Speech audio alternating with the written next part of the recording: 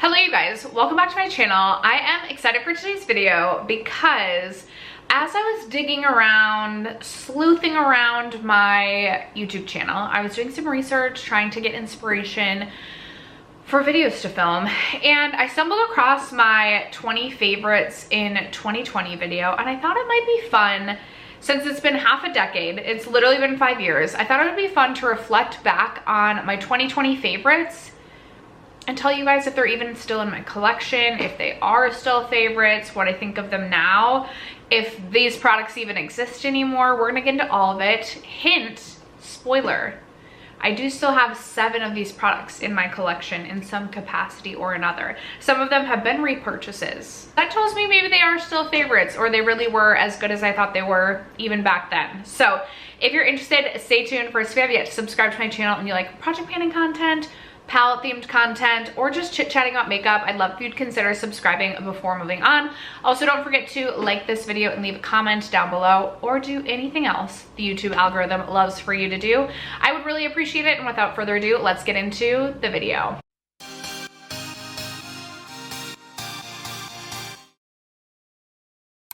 I have been cringing watching back some of my old YouTube videos, like cringing. But I will leave my 20 favorites in 2020 video linked below. If I'm remembering correctly, I think it was like a mid-year favorites video. Like I think it was like I posted it at the end of June. Also 2020 was the year of like lockdown. So I feel like, you know, my mind may have been in a completely different place at that time. But like I said, I still have 7 of these products in my collection. So I'm gonna go in order that I have them listed out in front of me, otherwise I'm gonna get lost. Up first was the summer collection of Essie polishes, and when I was watching this video back, I was like, oh my gosh, those, I think there were 3, maybe 4 polishes I was talking about. I was like, those are so pretty, and those don't look like shades that I would have decluttered. So I have no idea what happened to these Essie polishes, but I literally have none of them left. I'm like, did my ex-husband take those in the divorce? He probably took those in the divorce. I could see him taking my favorite polishes just to be spiteful. But for real, somewhere along the way, I lost all of these nail polishes. I will say Essie used to be my favorite nail polish brand, and now I'm definitely like dabbling more into like ILNP, I Love Nail Polish, Mooncat Beauty, and then, oh my gosh, why can I can see the nail polish in my mind, but I can never think of the brand. It's available at Ulta. What is it? Oh my gosh, this is gonna bother me. Hautemess, duh. Hautemess. And I really like the LA Girl gel polish. Clionadh makes really beautiful like duochrome polishes. I also love Nails ink polishes. I feel like I've just expanded my horizons, and rare is the day that I purchase an Essie polish anymore. I'm telling you, that was my go-to. In college, every single week I would get a new Essie polish.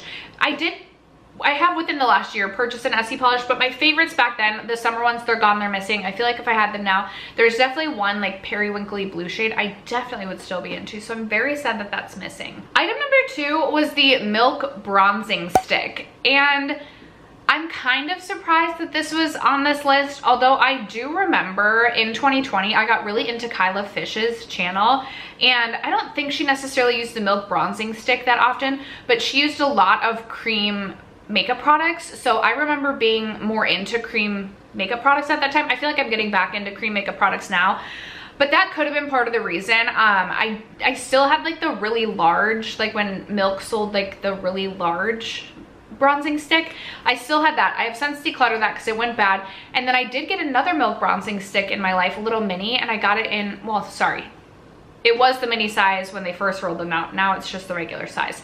I got that in a Sephora Loves kit, and that went bad within like less than a year. So I had to declutter that as well. It was so dry, so stiff, and literally smelled like Play-Doh.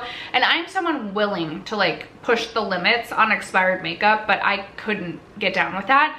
I think it's a beautiful product. Shade range is absolutely atrocious though. I still think the bronzing sticks, they only have 2 shades. The contour sticks, they have 4, still horrible.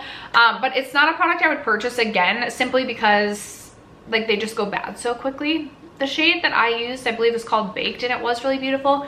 But I love my Ilia cream bronzer now, and there's other good, better cream bronzers than that. So no longer a favorite. Also, speaking of milk, the Milk Vegan Cleanser, I don't still own this, but I definitely went through multiple tubes of this, and I went online to see if I could still buy this because I'm finally working my way through the last little bits of like all of my backstock skincare.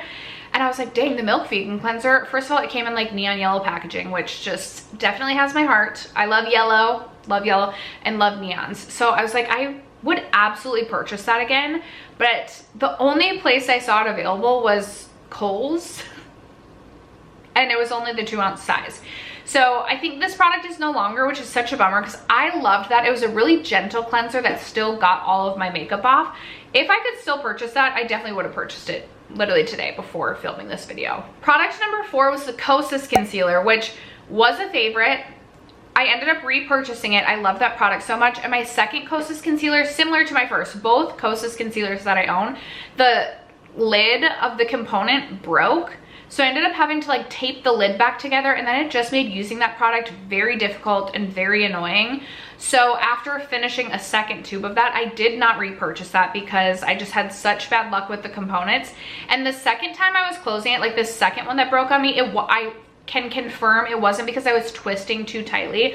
Like I was lightly putting the lid back on and then it just broke in half. So if I didn't have the component issue, I definitely would purchase again. Although I will say the NYX Bear With Me Concealer Serum is just as good, if not better, and better because it is less expensive, but basically the same formula. I will say I think the NYX might be just slightly, I don't want to say thicker. They're both like a light serum-like consistency, but the NYX I think offers possibly even more coverage than the Kosas, at least in my opinion. I'm perfectly happy with the NYX, so I honestly feel no need to buy the Kosas one again, but it definitely was a favorite to the point where I repurchased it. And I would have purchased it again if it wasn't for the packaging issues. All right, number 5 is we're to our first product that I still have in my collection, although I don't think it was this specific one. Like I think I've emptied out the Dior foundation that I was talking about, and it was specifically Dior Glow. And I have since bought another one, if not 2 more. So we all know I love Dior foundations so much. I rave about them all the time. They are my favorite foundations. That and the Guerlain they're my favorite foundations. Since trying my first Dior foundation, the Dior Forever, I have loved that one. I bought the Dior Forever Skin Glow, I think for the first time in 2020. It also became a favorite. I do typically like a foundation that still has a healthy skin-like glow, so I love something that adds a little bit of a glow. I will say now I have the Hydra, what is it? The Dior Forever Hydra Nude, which I like even just a little bit better than the Dior Forever Skin Glow. So in the future, I will continue to purchase this and likely not this, just because I like this one just a hair better. But this was a favorite. I went on to purchase 1, if not 2 more of these. It still is a favorite. I just prefer this one just a little bit more. So that is why like I don't need both of them, but I will forever have this one. So this definitely stood the test of time in my opinion. Product number 6 was the Tula Dual Phase Pads. It was like these like 2-sided skincare pads. They were like exfoliating skincare pads. I also don't believe you can get these anymore, but I have purchased 3 or 4 boxes of these. Like I absolutely loved those Tula pads. And truthfully, if I could still get my hands on them, I might.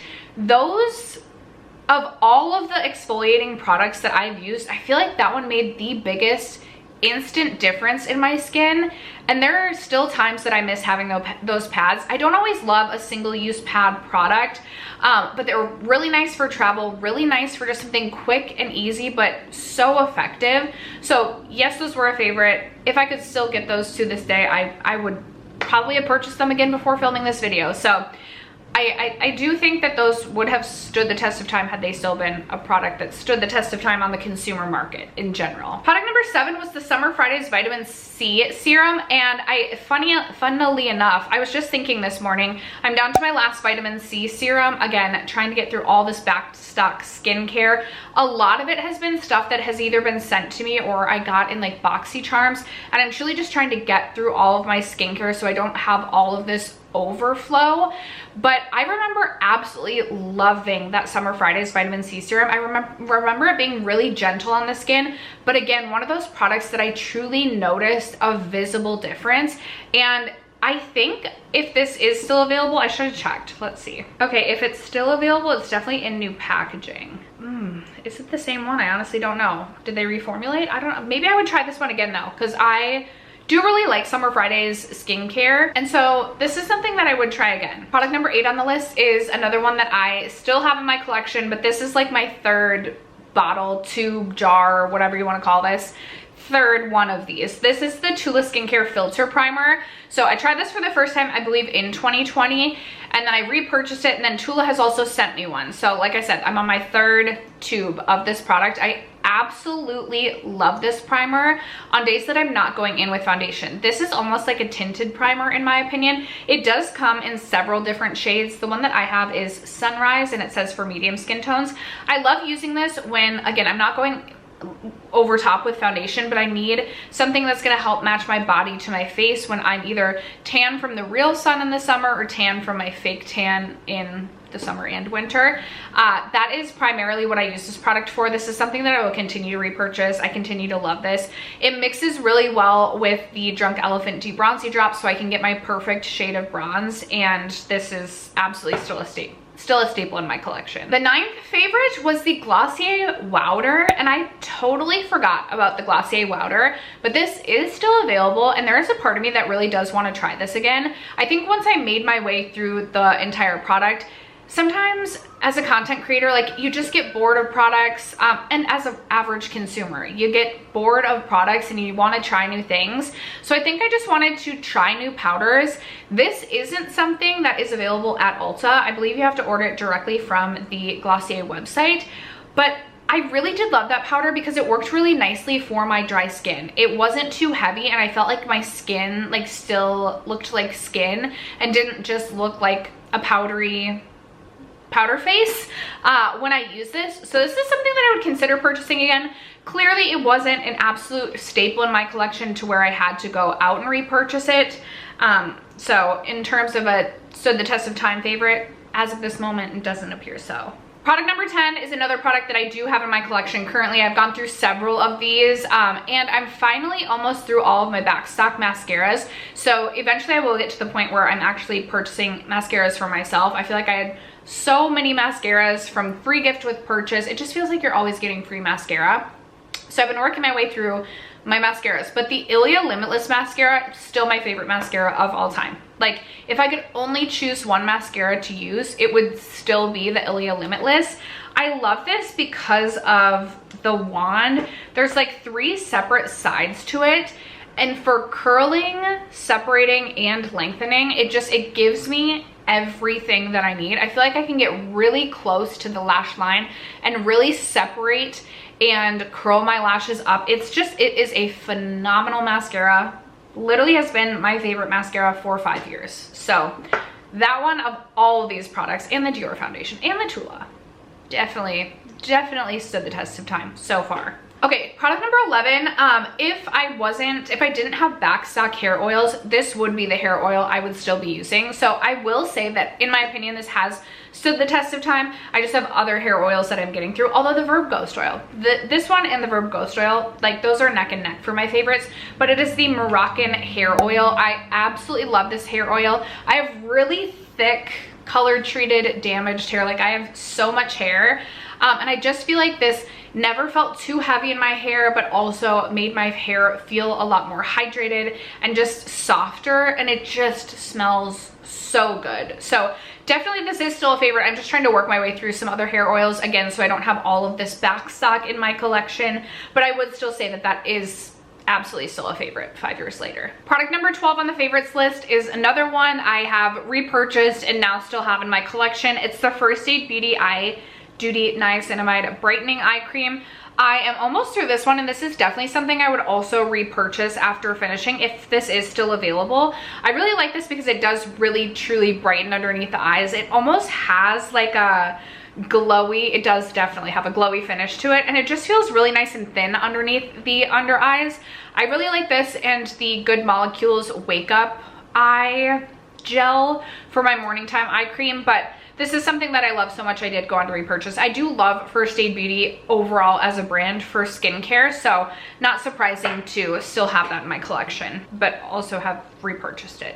It's not the same one as 2020. Product number, I believe we're on 13, is a product that I actually just recently finished up. And thank goodness I did, because I didn't realize this was 5 years old or more. It's from Kopari. It's the Coconut Lip Scrubby. So it's basically like a coconut lip scrub. I will say I'm not really into lip scrubs anymore. I do still have one old one from ColourPop that I actually just used this morning because I really did need it. But sometimes it just feels like a little bit, like it just feels like an extra step that is just too much for me. Like I can just use my toothbrush to like exfoliate my lips if I need to. So not something that is currently a favorite. Like I literally was just forcing myself to use this up, and it's not something that I will be repurchasing. I'm trying to think if my lips were like extra dry because we were masking back then. I also just like, I don't want to say cared more back then.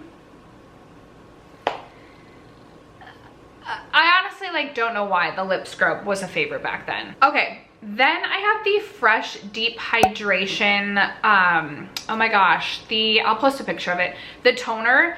I am currently using its like sister counterpart, but this one I like better than the one that I'm currently going through. This actually made such a difference in my skin, and this is something that I do see myself purchasing again. It really was ultra hydrating on my skin, and I do like to use a toner both in the morning and at night. And I just feel like that toner was such a beautifully hydrating toner that I've somehow accumulated so many toners the last couple of years. So I'm finally making my way through all of my toners. This is definitely one I can see myself purchasing again because I genuinely miss having this in my collection. And then another product that I actually got with that product was the Fresh Soft Petal Lip Cream, which was a potted lip mask. It had this really beautiful pale pink color to it. It had this beautiful rose scent to it, which I don't always love a rose scented thing, but it was a very light rose scent. And this was such a nice hydrating lip product. Can I still get this? Fresh Rose Lip. I think I can. Yes, you definitely can still get this. I have so many Laneige lip masks. This is something that I would definitely use at night. Potentially when we reach the colder months, I would consider buying this maybe during like the next Sephora sale or the next time Ulta does like a 20% off. It's not something I instantly need to go run out and use because I do have so many Laneige lip sleeping masks, and honestly I'd be using them for the same thing. But I honestly feel like the Fresh one is more plush on the lips and more hydrating. Like I genuinely would prefer that one over the Laneige, but my daughter loves the Laneige so much. Not saying I don't like the Laneige, I also really enjoy the Laneige, but I think I will eventually purchase this again. I remember when I first started using this, I remember how much I love this. And actually I lost it, and like a couple of years ago or last year, I found it underneath my car seat and I ended up using it up, and I was like, I forgot how much I love this. So come to think of it, I'm like, do I have nail polishes? Are those nail polishes just floating around underneath my car seat and that's where they're hiding? Anyway, that definitely was a favorite, and if I were to buy that again, I think it would still be a favorite, and I do think eventually I will buy it again. All right, then I had the Saturday Skin Bright Potion, and I used to be very into the Saturday Skin skincare line. There were several products from that line that I absolutely loved. I literally forgot that I owned this though, and clearly I didn't go, I may have actually bought one more of these after finishing this one up. But again, I used to be so much better about my skincare routine to you guys. Like I was on my like 7 to 10 step skincare routine. I looked forward to doing my skincare routine. Now I'm like lucky to like wash my face and hydrate it in the same day. Like I don't have a curated skincare routine, but I totally forgot about the Saturday Skin Bright Potion. Can you even get that? Is Saturday Skin even a brand anymore? I don't even know if Saturday Skin is genuinely a brand anymore. I don't think they are. So I guess that answers that. Even if I could get it, I probably wouldn't buy it again though. I don't really remember anything about it. And it sounds like an extra step to a skincare routine that I just don't do. All right, then I had the Bite Changemaker powder, which I genuinely loved that powder when I was using it. I don't honestly remember though. Like if I were to think about what powder I could compare it to it now, I honestly, are my words making sense? I've been filming way too long today. I can't think of like a comparable powder now. I remember it having more coverage than the CoverGirl the pink one. Oh my gosh, the CoverGirl one that I finished up, I think this year or last year. Anyway, I don't remember a lot about the Bite Changemaker, but Bite isn't a brand anymore, so I couldn't buy it. Honestly, the Kosas powder is truly my favorite. And I feel like the Kosas, if I'm remembering the Bite correctly versus the Kosas, I feel like Kosas is definitely more like light and airy, whereas the Bite probably a little bit more, heavy isn't the right word, but like maybe a little bit more coverage, maybe a little bit more mattifying. So if I had to choose between Bite, if it was still available, and Kosas, I likely would choose Kosas. But I did love the Bite Beauty pressed powder. I feel like that was the first pressed powder that I genuinely really liked, because before then I was a loose powder girly or a no powder girly. All right, the last product that's still in my collection is the Nars Overlust palette, and it's so wild to me to think that this is 5 years old. Clearly I love this palette. I have pans and all of the highlighters. I will say the highlighters are like a putty-like texture, kind of similar to the ColourPop Super Shock shadows. So if I were to like really squish these, I probably, maybe I couldn't really cover up, maybe this one I could cover up the pan. Oh, honestly, this as a shoulder highlight, because it's like a bit bronzier. Ooh, did I just find my like chest highlight for the summer? I was literally just in Ulta like an hour ago deciding if I should buy another darker shade of the Ilia cream bronzer, because I like to do like a bronzy glowy situation. 2 years ago it was the Tower 28 Bronzino. I would do that all over my chest. It was almost like bronzed body makeup, and I fell in love with like a bronzed chest area.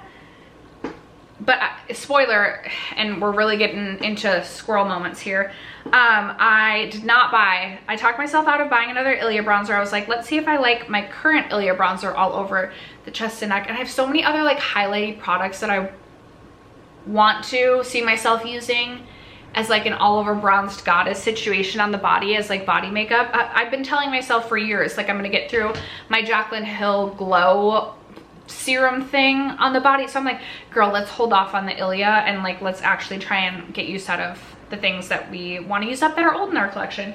Anyway, I feel like, okay, that is like such a beautiful highlight on the shoulder, and it's kind of like dainty and demure.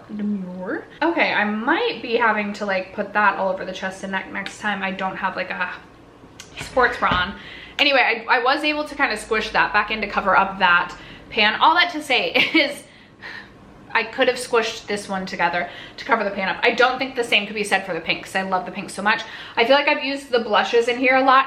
These are a little bit more muted and a little bit more desaturated than we typically see in a Nars face palette, but I feel like this was the Nars face palette that made me fall in love with Nars face palettes, which if you guys know, you know, I love Nars face palettes. So this absolutely was a favorite, still is a favorite, and has encouraged more Nars favorites along the way. I can't believe this is 5 years old though.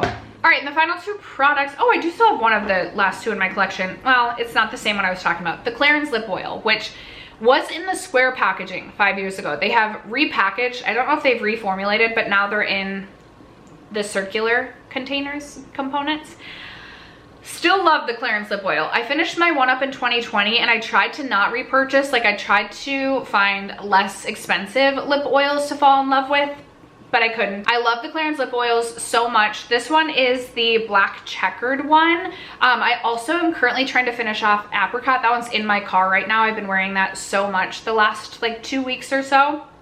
I will say, okay, the other day I was talking in a video about how I love the Gisou lip oils, and in the future I might just purchase Gisou over Clarins. However, I brought this home with me and was using this, and by home I mean I brought this to my mom's house. Home is like always my mom's house in my mind, I think, because that's like where I grew up. Anyway, I brought this home to my mom's and I was wearing it all weekend, and I will say that this does not have a lot of stay time on the lips. Kind of same to this, but I feel like Clarins lip oils last a little bit longer, so that's my only gripe with the Gisou.